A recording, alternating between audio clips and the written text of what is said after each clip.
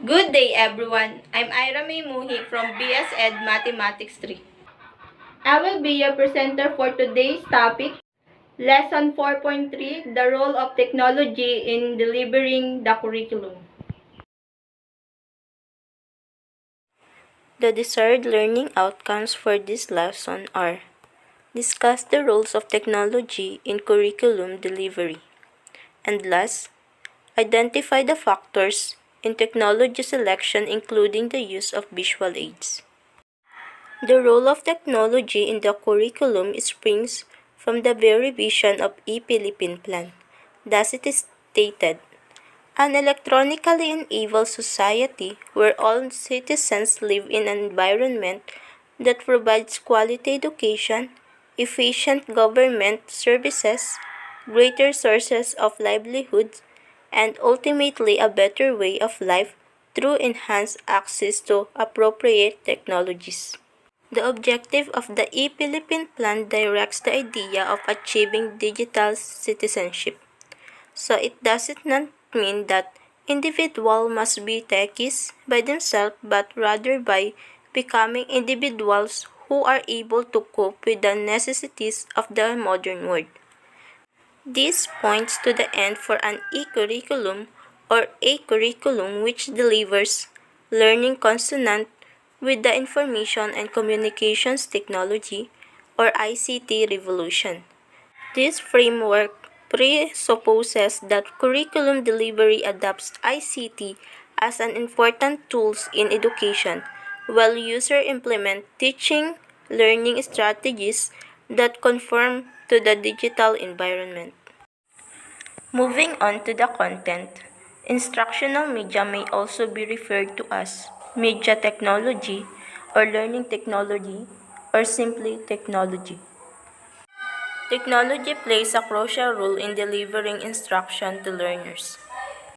According to Romizowski, instructional media include not only electronic communication media, but also such devices as slides, photographs, teachers-made diagrams, charts, real objects, and handouts that we use in the process of planned instruction. Technology offers various tools of learning, and these range from non-projected and projected media, from which the teacher can choose depending on what he or she sees fit with the intended instructional setting. Going to the tools of learning or in the types of instructional media, we have two types, namely non-projected media and projected media. Let me discuss first the non-projected media. Non-projected media is the most common types of visuals found in a classroom. Non-projected media do not need the use of equipment for projection. These are the most widely used media in the many isolated and rural areas. Examples of non-projected media are real objects, models, printed materials like books and worksheets, field trips, visual boards like chalkboard and whiteboards. Visuals like posters, drawings, and photographs. This non-projected media requires no electricity and easily obtainable. The another type of instructional media is projected media. Projected media is the type of media that requires projection and electricity in their using process. Examples are overhead transparencies, slides, video, VCD, DVD, films, and computer or multimedia presentations. And now, let's move on to the factors in technology selection. In deciding on which technology to use from a wide range of media available, the factors on which to base selection are practicality, appropriateness in relation to the learners, activity or suitability, and last, objective matching. Now let's start with practicality. Here, there are questions to be considered, and the first is the equipment or already prepared lesson materials available? If not, what should be the cost in acquiring the equipment or producing the lesson in audio or visual form? When we hear practicality, the first thing that we must consider is the budget and our funding sources availability. Being practical is being financially smart. It must be durable and low cost. The second one is the appropriateness in relation to the learners. What is being asked here is the medium suitable to the learner's ability to comprehend? As we all know, no one learns in the same way because of different learning styles and different abilities. For us to make teaching and learning more effective, we must see to it that we create the technology tools we are going to use is based on the interests, skills, and abilities of the learners. Another question here is, will the medium be a source of plain amusement or entertainment, but not learning? The third one is activity or suitability. Will the chosen media fit the set of instructional events resulting in either information, motivation, or psychomotor display? It is important to consider the activities that we are going to perform inside the classroom for the teacher to ensure that the technology tools suit to the activity. As we all know, the technology tools is not always appropriate in classroom or lesson all the time. The last factor is objective matching. Overall, does the medium help in achieving the learning objectives? This is the most important factor that the teacher must consider on deciding what media or technology to use to achieve the set of learning objectives. We have to make sure that the technology tools must be parallel to the learning objective for us to attain our goals. And now, let's discuss what is the really role of technology in curriculum delivery. It can easily observe that technological innovation in the multifarious field of commerce, science, and education is fast developing such that it is difficult to foresee the technological revolution in the millennium, inclusive of educational changes. However, technological change in education will make its impact on the delivery of more effective, efficient, and humanizing teaching and learning. But presently, we can identify three current trends that could carry on to the nature of education in the future. The first trend is the paradigm shift from teacher-centered to student-centered approach to learning. Before, the teacher serves as the knowledge dispenser, but on today's curriculum, the teacher only serves as the facilitator of the learning. Second is the broadening realization that education is not simply a delivery of facts and information, but an educative process of cultivating the cognitive, affective, psychomotor, and much more the contemplative intelligence of the learners of a new age. By using technology inside the classroom, both teachers and learners can develop essential skills for the 21st century. Students can gain the skills they will need to be successful in the future. The third and possibly the more explosive trend is the increase in the use of new information and communication technology or ICT. Already at the turn of the past century, ICT and its various forms and manifestation has made its increasing influence on education, and the trend is expected to speed up even more rapidly. For now, the primary rules of educational technology in delivering the school curriculum's instructional program has been identified. Number 1 is upgrading the quality of teaching and learning in school.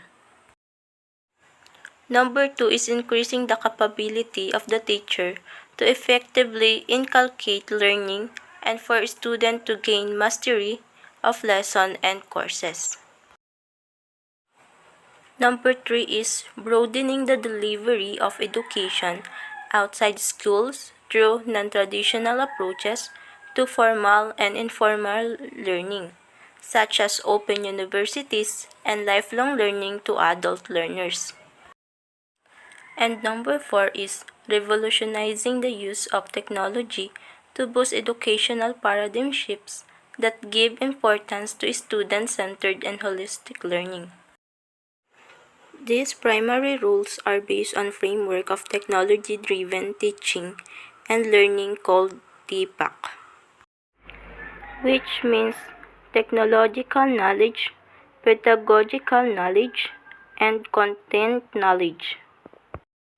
TPAC shows that there is a direct interconnectedness of the three components. Thus, in teaching learning process, a teacher should always ask and find the correct answer to the following question for every lesson. Number 1 is, what shall I teach? Under content knowledge. Number 2, how shall I teach the content? Under pedagogical knowledge. And last, what technology will I use in how to teach the content? Under technological knowledge. Let's move to the criteria for the use of visual aids. Learners say we learn 83% through the use of sight, compared with the less effective ways to learn like hearing 10%, smell 4%, touch 2%, and taste only 1%.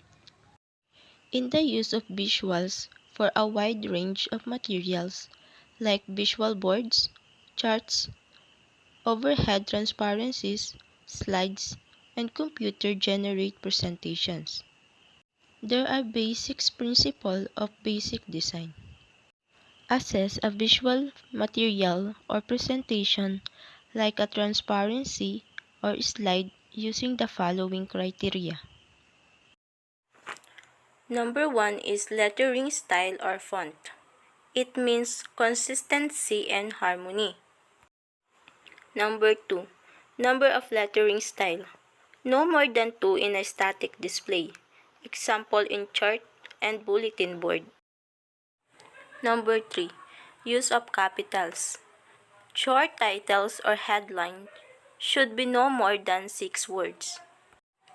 Number 4, lettering colors. Easy to see and read. Use of contrast is good for emphasis. Number 5, lettering size. Good visibility even for students at the back of the classroom. Number 6, spacing between letters. Equal and even spacing.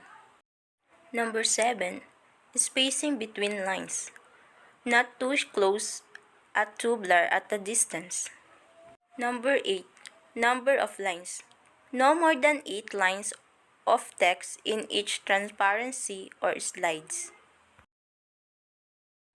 Number 9, appeal. It is very unusual and catchy, two-dimensional, interactive, sometimes it use of overlays or movable flaps. And number 10, use of directionals or devices like arrows, bold letters, bullets, contrasting color and size, and the special placement of an item.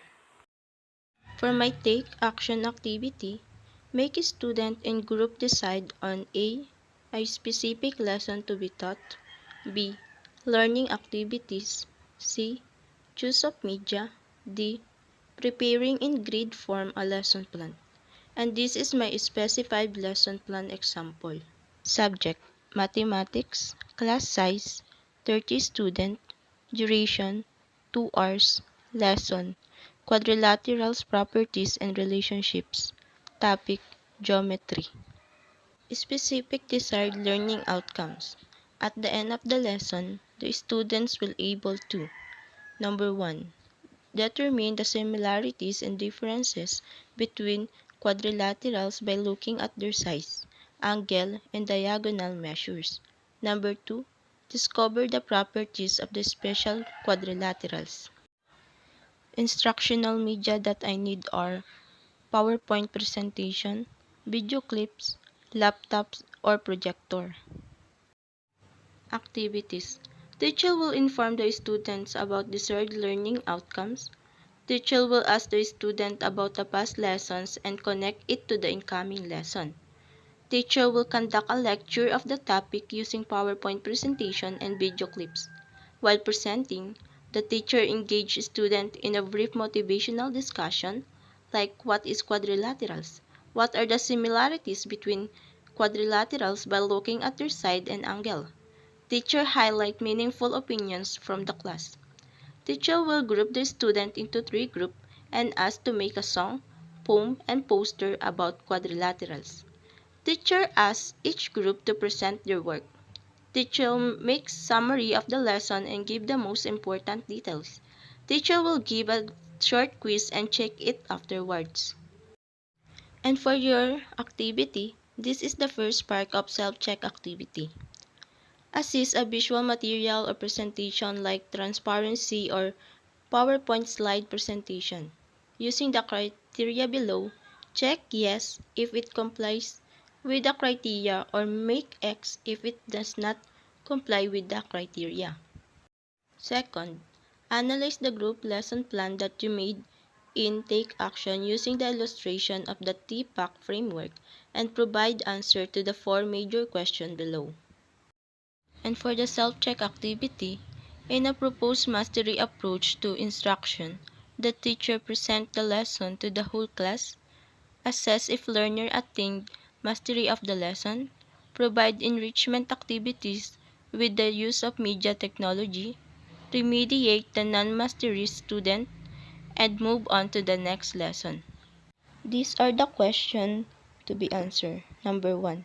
How is the mastery approach better than traditional one? Number 2. The mastery approach appeals time-consuming and difficult. Do you believe practice and experience can overcome these difficulties? Number 3. How can technology help enrichment activities? And number 4. Should the effective use of media be also assessed by the teacher and why? That's all for today. Thank you for listening.